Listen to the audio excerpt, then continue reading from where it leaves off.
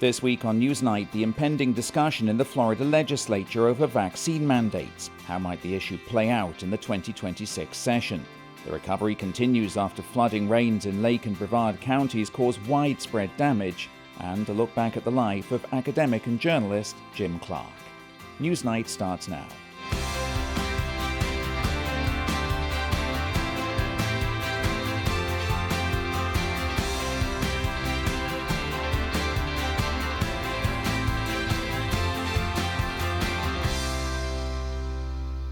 Hello, I'm Steve Mort. Welcome to Newsnight, where we take an in-depth look at the top stories and issues in Central Florida and how they shape our community. First night, we told you last week about one of the issues likely to be at the forefront of the upcoming legislative session, and that was property taxes. Tonight, we're going to talk about another, vaccines, and the debate in Florida over childhood immunizations. The DeSantis administration is urging lawmakers to eliminate vaccine mandates statewide, following an announcement by the state Surgeon General in September. Every last one of them is wrong and drips with disdain and slavery. Okay? Who am I as a government, or anyone else, or who am I as a man standing here now, to tell you what you should put in your body? Surgeon General Ladapo.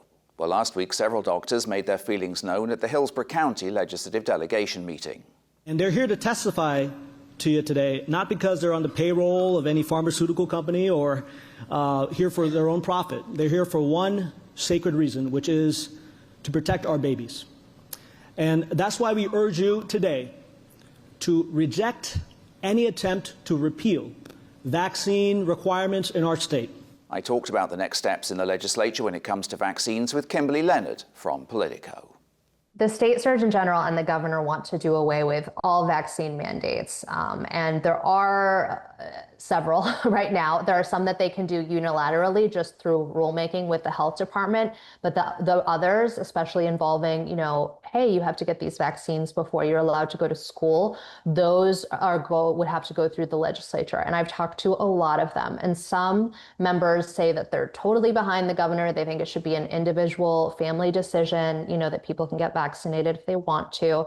Others are more hesitant, or they say, I really have to hear from, my constituents and see if this is something they want. And then still more just kind of think, oh no, I don't want to have this fight. I don't want to do it. They're hearing a lot. They're getting a lot of emails, a lot of backlash. People are afraid of sending their kids to school with kids who might not be vaccinated. Maybe they live in a multi-generational home too. And so if you then bring that back, to an older adult at home, that becomes even scarier. And so what I can tell you is that when I talk to House or Senate Republicans, they basically said they haven't gotten any marching orders on it. They don't hear anything from leadership. I've talked to leadership about it. They're just telling me, stay tuned. I don't know what they're going to do. I don't think they know what they're going to do yet. They might still be working on that. But something big, some kind of big piece of this is that medical groups are very against this, and medical groups are very influential. They write big checks for campaigns. They also, are a huge business in our state, and they're worried about, more hospitalizations because people are unvaccinated. And so they're pushing very hard against the idea of no longer doing vaccine mandates. So this is going to be another huge flashpoint, I think, heading into the next session. Kimberly Leonard there from Politico. Well, let's bring in our panel now to break it all down. And joining us in the studio this week, Ryan Gillespie. He writes about all kinds of things for the Orlando Sentinel. Good to see you, Ryan, as ever. Thanks for coming in. Peter King from CBS News Radio. Good to see you back on the panel, Peter. Good to be back. Good to see you.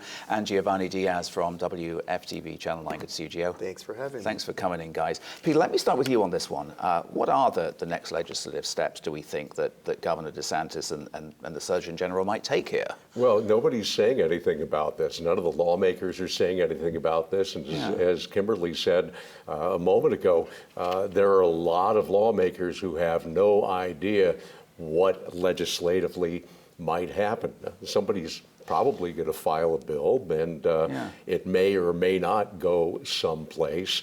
The interesting thing is that this is something that DeSantis has been pushing for, but there's also been a lot of pushback against his agenda in the last couple of years. So we might see that, and we might see nothing Yeah, I mean, the governor's been talking about vaccines, hasn't he, since the COVID pandemic, and his policies have drawn a lot of attention there. I mean, Gio, remind us which of the vaccines the state is ending administratively. I think it's allowed to do some on its own, but then the legislature needs to agree on others. Yeah, correct. So effectively, what happens is the Department of Health can, on its own, just ban certain requirements. And some of those vaccines that are included are chickenpox, hepatitis B, and 2 other vaccines that are related to bacterial infections. Now, when it comes to the state legislature, they have to kind of vote and approve on several other vaccines, and those are polio, measles, tetanus, rubella, and a few others, and we'll have to wait until we get to that point, if at all. A lot of those vaccines that school children get, that's been mandatory for them to get up until this point. I mean, what kind of challenges do we think that this proposal on vaccines might face in the legislature? I mean, Kimberly Leonard there seems to think that lawmakers are pretty divided on this issue. Right, and so for one, like you mentioned in the piece, Democrats are going to oppose this, right? Yeah.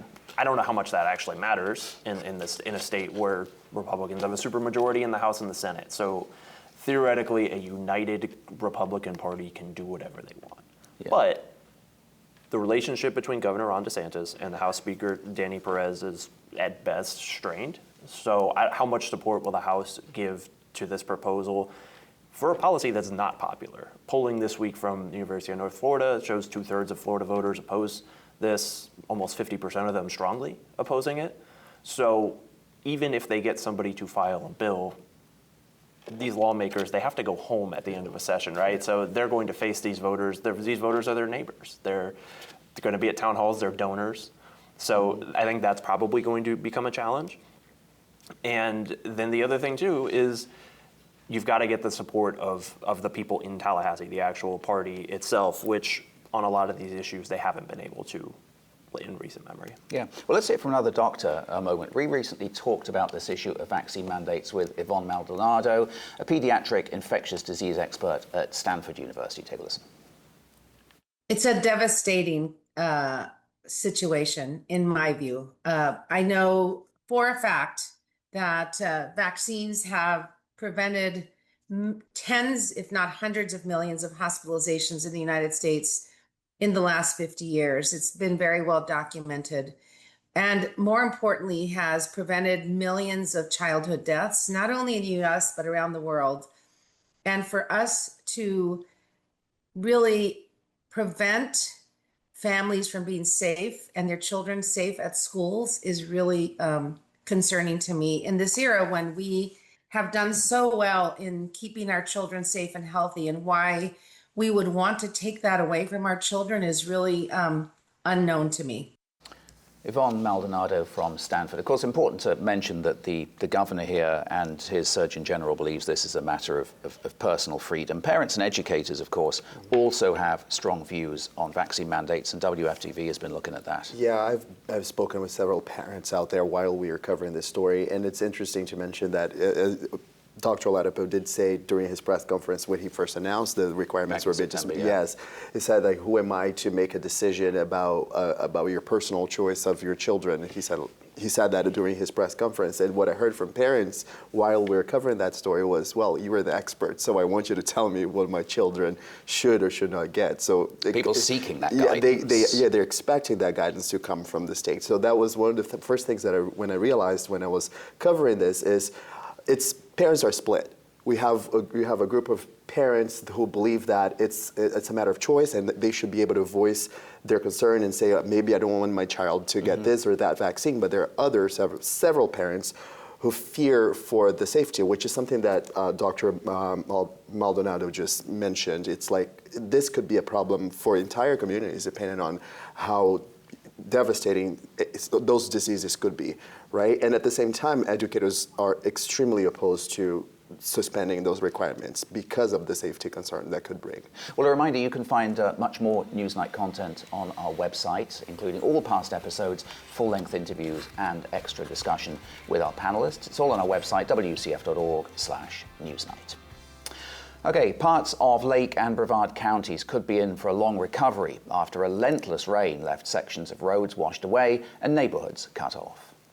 Local officials are urging caution while engineers continue to assess the damage following storms over the weekend that dropped more than a foot of rain in some places. Officials say repairs in Lake County, including in Mount Dora, could take weeks. Some stretches of road pavement were torn away by torrents of water. Crews are using heavy machinery to shore up damaged areas to prevent further collapse. Following last Sunday's storm, officials in Lake County and in Titusville declared states of emergency, with at least a dozen roads across Lake County closed, cutting off some rural communities. In some places, it was reported saturated soil triggered small landslides, raising concern about home foundations.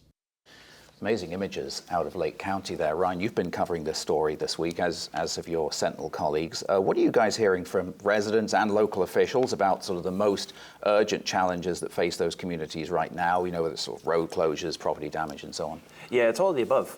Some people's homes were damaged, and in some cases they've been basically forced to leave their homes and are holed up in a hotel as the waters recede. And local officials have to make sure that the power systems are safe and that foundations are safe, and so homes aren't going to fall on people. So that's an ongoing process. And then these road washouts that were maybe some of the most dramatic images, those repairs are going to take some time. Donnelly Street, which if you've ever been to Mount Dora, it's right through the middle of Mount Dora, right? Right. Yeah. It's one of the main drags in from US 441 into downtown Mount Dora, right there on the lakefront. The actual downtown area is fine, but that's a main road that a lot of people use to get in. So the city of Mount Dora has released maps of alternative routes into the downtown. A lot of the businesses are open. They're hoping to get some customers. As of last night, at least, there was still a precautionary boil water order in place. So maybe by the time this is airing, maybe that won't be the case. But regardless, they say these businesses are operating safely. And Wolf Branch Road was another road that washed away, which was maybe the most dramatic of the images that we looked at.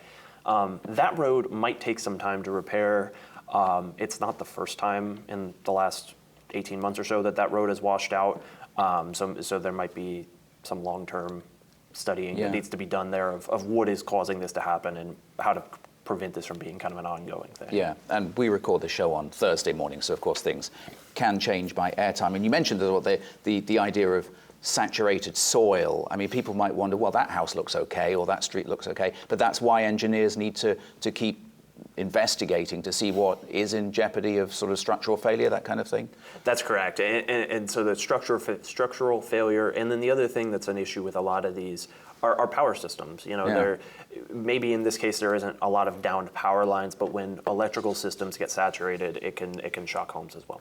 WFTV, of course, has been covering this, and particularly the unusual nature of these rains we saw last Sunday. I mean, we're not unfamiliar, right, with heavy rainfall over a prolonged period of time in Central Florida, but this was pretty much unprecedented. Yeah, the whole thing about this storm is the amount of rain that came down in such a short amount of time. Like hurricane amounts. Yeah, exactly, which is astounding because we have been having such a good hurricane season, right, in Florida this year. But we are talking about 15 to 16 inches of rain in about 6 hours. So when you put which is a shorter period of time often than a hurricane. When you think about that math, you think about the amount of water that homes took in because it just flooded so fast. And as Ryan was mentioning, the ground was already saturated. I was covering Titusville. I was in Brevard County for the coverage. And we talked about 6 hours of rain on Sunday. Come Monday afternoon, 5 o'clock, started to rain again. So those folks were still dealing with the aftermath of thunderstorms, and then now they're dealing with that again. Yeah. We reported, and this is very interesting, this was a 1 in 1,000-year flooding event that we experienced just this last weekend. And we are not talking about hurricane here. We're talking about rain. Incredible. And as we talked about after Hurricane Ian, those inland areas, it's not just coastal areas that are vulnerable to flood threats in Florida. I mean, this is going to take a while. Well, there's a reason why they call Lake County Lake County. Yeah. You have a lot of lakes, and you have a lot of lakes that overflowed, and the number I saw was somewhere in the neighborhood of 30 million gallons of water on top of what's already there, and in areas that are prone to flooding anyway when it rains heavily. The state has sent in water pumps to try and pump some of that water out of there, and it's There are a lot of places that are lakes that should not be lakes. Yeah, well, one of the places was Lake County. The other place that saw a lot of rain was Brevard. I think that Titusville declared a state of emergency, right? What's the situation out on the Space Coast? Yeah, so I was sent there just a few hours after, the bulk of the rain on Sunday, and they got there, and I saw people just kayaking their way out of their homes because they clearly could not walk. It's not safe even. People walk, the ones who were able to walk out of their homes, they were like with water by their knees trying to get out. Cars that were stuck. Part of US 1, North Titusville, also collapsed because it was a washout, just like Brian was mentioning, that happened in Lake County. So those were the things that they're still dealing with right now, because it's going to take quite some time to get it back under control. This is the Space Coast, after all, because the Kennedy Space Center is there. That area received a historic amount of rain as well. I wonder how NASA goes about sort of protecting its infrastructure in what is a kind of an ecologically fragile area, also vulnerable to hurricanes too. Let's start with the launch pads, which are right on the water. Yeah. And they're put out right on the water because if something happens, if there's a mishap, they want it to happen over water and not over land. Sure. They have built up sand dunes over the years to try and protect them better, and those launch pads have withstood hurricanes for upwards of 60 years. So that's not really a problem. They have to shore up the dunes from time to time. A lot of the infrastructure a little bit further inland, and you're familiar with the press site, and it's near the VAB, the Vehicle Assembly Building, and the Launch Control Center. A lot of those buildings have been hardened in terms of protection, and that all started really back after we had 4 hurricanes in 6 weeks back in 2004, and there was pretty heavy damage to the VAB, and a lot of stuff, a lot of panels ripped off on the outside and damage on the inside as well. So they've been working on doing that, and one of the things that they did was get rid of some of the flimsier structures. There were a lot of media outlets, for example, that had trailers out there as their workspace, and Roy Bridges, who was the center director at the time, said, we got to get rid of those. So, those are long gone. Well, when I started covering the space program, wasn't until 2005 with Return to Flight for the shuttle, and there were a lot of those temporary buildings that you're talking about there on the coast. Ryan, much of this flooding can be attributed, right, to aging stormwater infrastructure. You and I have talked about this vis-a-vis Orlando and other parts of Central Florida. Is this why local governments are investing so much, or trying at least to invest so much in these kinds of improvements? Yeah, and if you just think about some of the numbers that Peter and Giovanni said, the absurdity of 16 or 18 inches in 6 hours and 30 million, there's not a stormwater system on Earth that's built to withstand that. You really can't. The industry standard, the City of Orlando's public works director told me once, is to handle 0.85 inches in 1 hour. So not even close. Yeah, they're right. Yeah. So the answer to your question is yes. But like with Hurricane Ian, with this storm the other day, even with the storm, I guess it was last September that we had flooding in Wadeview Park, and maybe there was some construction issues that contributed to that. We're seeing more and more of this that's happening, and that is certainly a priority for cities and counties. It's incredibly expensive to deal with. And it takes a long time. Central Florida's population boom was 80 or 100 years ago, so a lot of these pipes underground are 80 and 100 years old, and in the 1940s, the 1930s, and 1920s, I don't think we could fathom 16 inches of rain in 6 hours. And there's a lot more people moving here, 100%. And we're paving over a lot more areas, right? Areas that would naturally flood. And this is, I guess, an issue that's vexing communities, and not just here, but other parts of the state too. Yeah, 100%. And I think if we take a step back to last year's local elections here in Orange County, we saw kind of a bucking of development by voters wanting to put a rural boundary in and wanting to limit annexations and all kinds of stuff like that to kind of slow down the sprawling. And a lot of the argument then was we need something to do with all of the stormwater. It's got to go somewhere. Certainly seems to be some pushback from the public. Meanwhile, be sure to find us on social media. We're at WCF TV on Facebook and Instagram.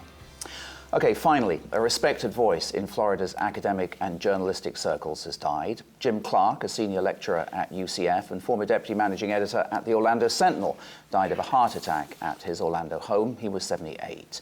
He later led Orlando Magazine and became a fixture in Florida's historical community, authoring several books that explored the state's rich past. Clark recently joined WCS Florida Road Trip program to discuss the history of the founding of the University of Central Florida. We started out without any money. Literally, the state created the university but gave it no money. And in fact, some citizens stepped forward and put up the money out of their own pockets to buy this campus. The state eventually reimbursed them, but think about kind of trusting the state to pay you back. Jim Clark there speaking to a Florida Road Trip.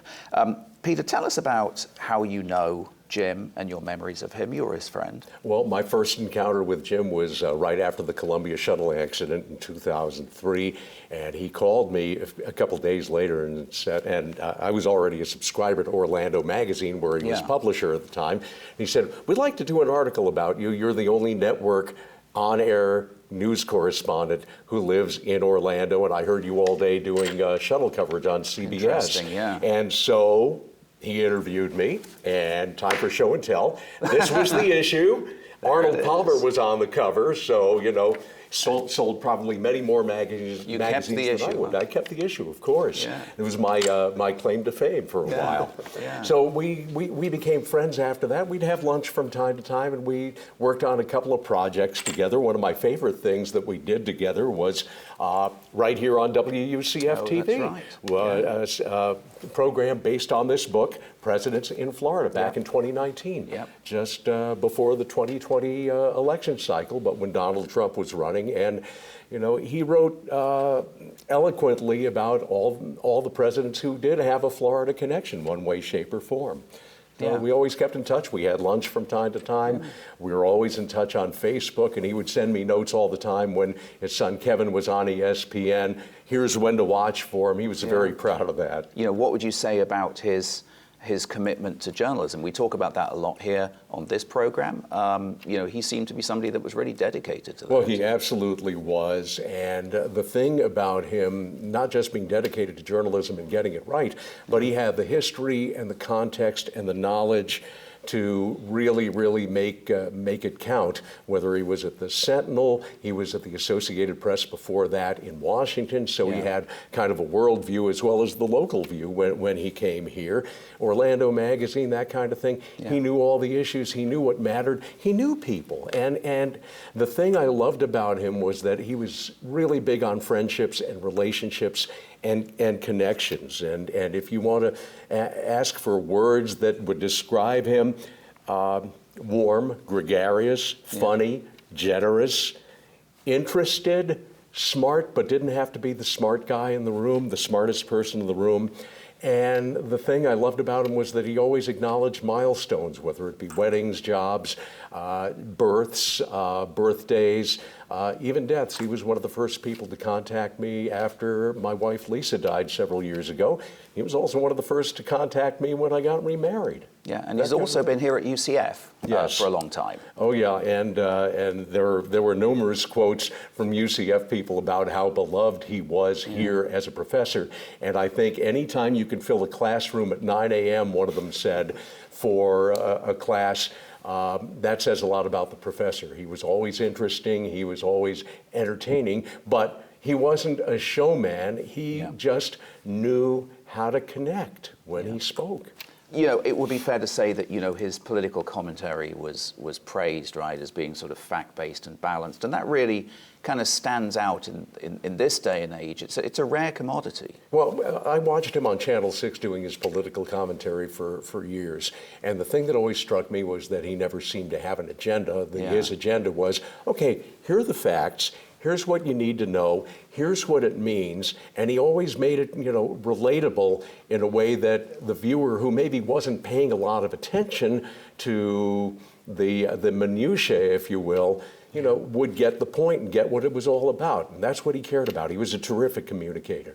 He spent a long time at the Sentinel. It must be difficult for the Orlando Sentinel. I mean, I wonder how he's remembered there. Yeah, no, he's one of the legends of the business, right? When he was at the paper, it was a huge paper. We had offices all over the state, all over the country. Not so much of that anymore. But there's some of my colleagues who remember him fondly. We have an obituary on the website by Dwayne Bevel, who's been at the paper forever and did a wonderful job. I'd encourage anybody to take a look at it, and you'll learn even more, and you even see some quotes from Peter. Yeah.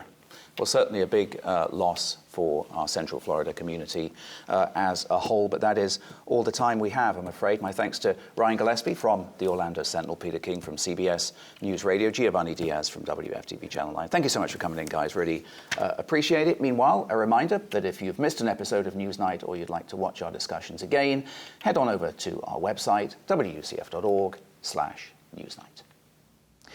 A word before we go. At WCF, our mission is clear. We change lives. Right now, we find ourselves, though, at a crossroads.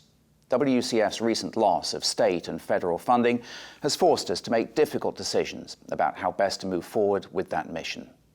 For that reason, this will be the final edition of Newsnight as we discontinue production of the program. This gives WCF the opportunity to refocus staff efforts to create educational content and provide resources that support lifelong learning in Central Florida. I would like to extend my professional and personal gratitude to the many journalists and experts who've joined us these last 6 years as we've dug deep into the issues impacting our community, highlighting the vital work of reporters in keeping our region in Central Florida informed. So on behalf of all of us here at Newsnight, we want to thank you for tuning in and supporting our efforts. Every day, WCF continues to work to educate, inform, and connect our community through trusted programming and meaningful engagement. If ever there's been a time to stand with WCF, it's now. Thank you again, and good night.